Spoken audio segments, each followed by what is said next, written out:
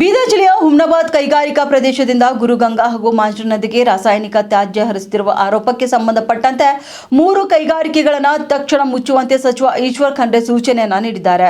ಮೇ6H industries, ಸತ್ಯದೀಪ್ K industry ಹಾಗೂ ಹಿಮಾಲಯ ಕೈಗಾರಿಕೆಗಳ ವಿರುದ್ಧ ಕ್ಲೋಷರ್ ಆರ್ಡರ್ ಅನ್ನು ಹೊರಡಿಸಿ 24 ಗಂಟೆಯೊಳಗೆ ಅನುಸರಣ ವರದಿ ಸಲ್ಲಿಸುವಂತೆ ಜಿಲ್ಲಾಧಿಕಾರಿಗೆ ಲಿಖಿತ ಸೂಚನೆಯನ್ನ ನೀಡಿದ್ದಾರೆ. ಕೈಗಾರಿಕಾ ತ್ಯಾಜ್ಯದಿಂದ ಮಾಣಿಕ್ ನಗರದ ಹಳ್ಳ, ಗುರುಗಂಗಾ ಮತ್ತು ಮಾಂಜ್ರಾ ನದಿಗಳು ಕಲುಷಿತವಾಗುತ್ತಿದ್ದು ದುರ್ವಾಸನೆ ಹಾಗೂ ಆರೋಗ್ಯ ಸಮಸ್ಯೆಗಳು ಉಂಟಾಗ್ತಿವೆ ಎಂದು ಸಾರ್ವಜನಿಕರು ಆರೋಪ ಮಾಡಿದ್ದಾರೆ. ಹೀಗಾಗಿ ಈ ನೀರು ಕಾರಂಜ ಹಿನ್ನೀರು ಸೇರುವುದರಿಂದ ಕುಡಿಯುವ ನೀರಿಗೂ ಅಪಾಯ ಎದುರಾಗುವಂತ ಸಾಧ್ಯತೆ ಹೆಚ್ಚಾಗಿದೆ. ಈ ಹಿನ್ನೆಲೆಯಲ್ಲಿ BNSS ಸೆಕ್ಷನ್ 152 ಅಡಿ ಸಾರ್ವಜನಿಕ ಉಪದ್ರವ ತಡೆಯಲು ತುರ್ತು ಕ್ರಮ ಕೈಗೊಳ್ಳುವಂತೆ ಸಚಿವರು ಈಗಾಗಲೇ ನಿರ್ದೇಶನ ನೀಡಿದ್ದಾರೆ. ಈ ಹಿಂದೆ 9 ಕೈಗಾರಿಕೆಗಳ ವಿರುದ್ಧವೂ ಕೂಡ ಕ್ರಮಕ್ಕೆ ಸೂಚಿಸಲಾಗಿತ್ತು ಎಂದು ತಿಳಿಸಿದ್ದಾರೆ.